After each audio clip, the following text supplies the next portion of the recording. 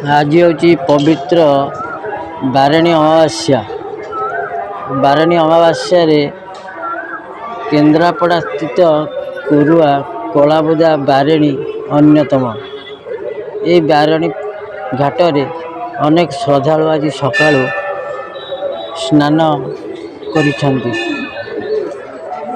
बारेणी घाटरे बुड़ पकाउछंती। कुआ जाए बारेणी घाटरे बुड़ पकाले बहुत पुण्य मिले एवं ता सहित ये बारेणी घाटरे से माने बहुत दान मध्य करुछंती भिखारी मानंको एवं पितृपुरुष मानक पिंडदान मध्य बारेणी घाटरे करा जाए। देखंतु